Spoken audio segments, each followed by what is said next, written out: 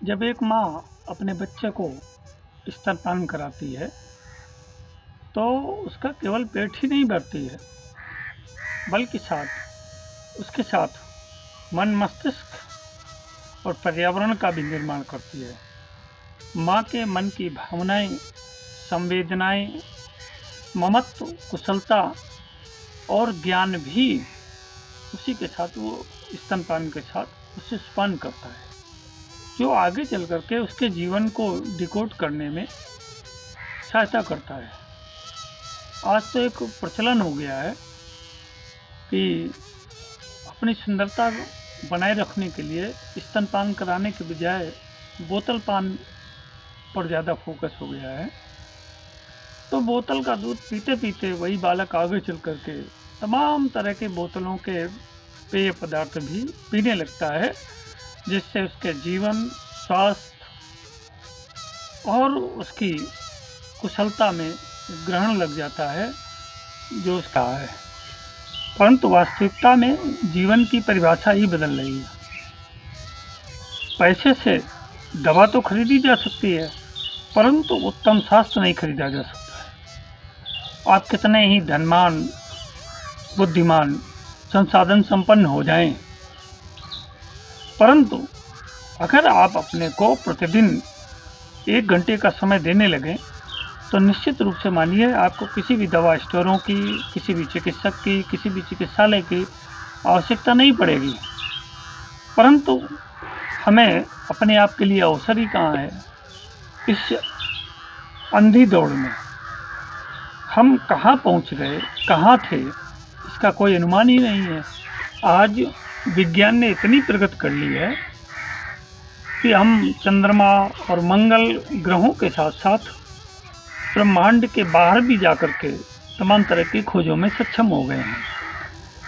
और यही नहीं, दुनिया के एक कोने में बैठा व्यक्ति दूसरे छोर पर बैठे व्यक्ति से पलक झपकते ही संपर्क कर लेता है। हमने विकास किया है, परंतु विज्ञान की विकास की इस यात्रा में हमने महाविनाश के कुछ संसाधन भी इकट्ठे कर लिए हैं, और ये संसाधन इस हद तक बढ़ गए हैं कि जहां हम पहले संयुक्त परिवार हुआ करते थे, अब एकाकी परिवार हो गए। और एकाकी परिवारों में भी ये स्थिति पैदा हो गई है कि पति पत्नी अलग, बच्चे माँ बाप से अलग, और स्थिति यहाँ तक पहुँच गई है कि संबंधों को परिभाषित करने के लिए न्यायालय रोज नए फरमान जारी करने लगे हैं। उन फरमानों के सारे हमारा जीवन अब निर्देशित होने लगा है। अरे भाई, हम कहाँ थे, कहाँ से कहाँ पहुँच गए। जीवन का कोई भी क्षेत्र हो, सबका अपनी अपनी ढपली, अपना अपना राग है। इस अंधी दौड़ में कौन किसके साथ है पता ही नहीं चलता।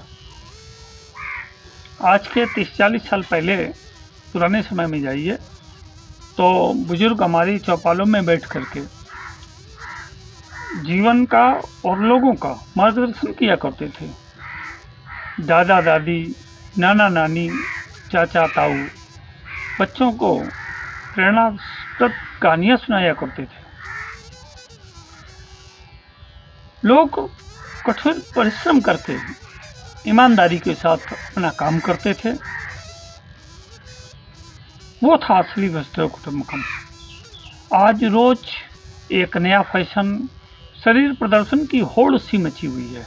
अश्लीलता, उन्मुक्त यौनाचार, अधकचरा जीवन, अपने की बजाय पराये पर फोकस, ज़्यादा कहने को विकास, परंतु महाविनाश को हम खुद ही आमंत्रण दे रहे हैं।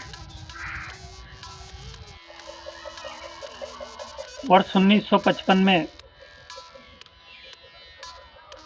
अपनी मृत्यु के पूर्व परमाणु बम के जनक आइंस्टीन ने एक वक्तव्य जारी किया था कि अगर विज्ञान को अध्यात्म के साथ जोड़ दिया जाए तो ये मानवता के लिए लाभकारी सिद्ध होगा, अन्यथा विज्ञान स्वयं में विनाश की ओर एक नया कदम बढ़ाएगा। जैसा कि उन्होंने वर्ष 1945 में जापान के नागासाकी हिरोशिमा पर हुए परमाणु हादसे में देखा था, जिससे वो स्वयं भी बहुत व्यथित हुए थे। अपने को बदलने के लिए अपने समय का अपने ऊपर बलिदान करना पड़ेगा। आपको आपका एकाकी जीवन, आपका मंथन और चिंतन परक जीवन आपको एक नई दिशा दे सकता है, एक आपको नई दिशा से संवार सकता है। आज का युवा मन व्यक्तिगत स्वतंत्रता के नाम पर, अभिव्यक्ति की स्वतंत्रता के नाम पर, विचारों की स्वतंत्रता के नाम पर केवल उच्छृंखलता के अलावा क्या है, उनके प्रदर्शन में भोंडापन, अश्लीलता इत्यादि न जाने क्या न क्या भरा पड़ा है।